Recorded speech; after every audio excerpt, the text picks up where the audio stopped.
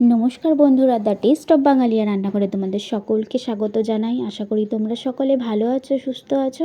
আমিও ভালো আছি। আজকে ভিডিওটি প্রথম থেকে শেষ পর্যন্ত দেখার অনুরোধ রইল সকলকে। আজকে আমি গুগলি রেসিপিটা রান্না করব, তো সেই ভিডিওটাই তোমাদের সাথে শেয়ার করব আমি যেইভাবে রান্না করি। প্রথমে আমি গুগলিটাকে নিয়েছি। গুগলিটাকে খুব ভালো করে ধুয়ে তাকে সেদ্ধ করে নুন আর হলুদ দিয়ে ভালো করে সেদ্ধ করে নিয়েছি। তারপরে আমি এখানটায় ভালো করে ধুয়ে নিয়েছি গুগলিটা। তারপর দুটো ছোট ছোট পেঁয়াজ কুচি, 3টে কাঁচা লঙ্কা আর 4-5 কোয়া রসুন কুচি আমি রেডি করে রেখে দিয়েছি। তারপর আমি এখানে কড়াইয়ে তেল গরম করে আলুটাকে খুব ভালো করে নুন হলুদ দিয়ে ভেজে তুলে নিয়েছি। তারপর আবার কড়াইয়ে তেল দিয়ে আমি জিরে ফোড়ন দিয়ে এখানে পেঁয়াজ কুচি দিয়ে দিয়েছি।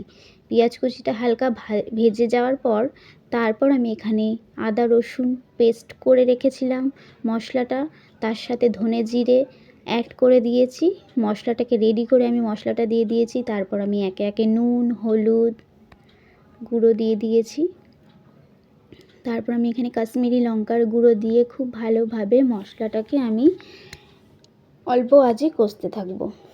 গ্যাসের ফ্লেমটাকে খুবই হাইতে না, একদম লোতে রেখে আমি হালকা করে কষতে থাকবো। দেখো আমার রঙটা অনেকটা খুব সুন্দর হয়ে এসেছে, খানিকটা কষে এসেছে। তারপর আমি এখানে একটা ছোট্ট মতো টমেটো কুচি কেটে নিয়েছিলাম। তারপর টমেটোটা ভালো করে মশলার সাথে আমি খুব ভালোভাবে কষে নেব। দেখো আমার টমেটোটা গলে গেছে। গলে যাওয়ার পর আমি গুগলিটা দিয়ে দিলাম। খুব ভালোভাবে গুগলিটাকে আমি কষে নেব।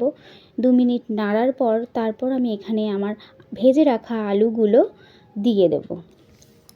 আর তোমরা কারা কারা গুগলি খেতে পছন্দ করো কমেন্টে অবশ্যই আমাকে জানিও। আর ভিডিওটি ভালো লেগে থাকলে অবশ্যই লাইক কমেন্ট শেয়ার করো। ফেসবুকে ফলো করো, ইনস্টাগ্রামে ফলো করো আর ইউটিউবে সাবস্ক্রাইব করো। দেখো আমার মশলাটা অনেকটা সুন্দরভাবে কষে এসেছে। তারপর আমি সামান্য পরিমাণে জল দিয়ে ঢেকে দেব।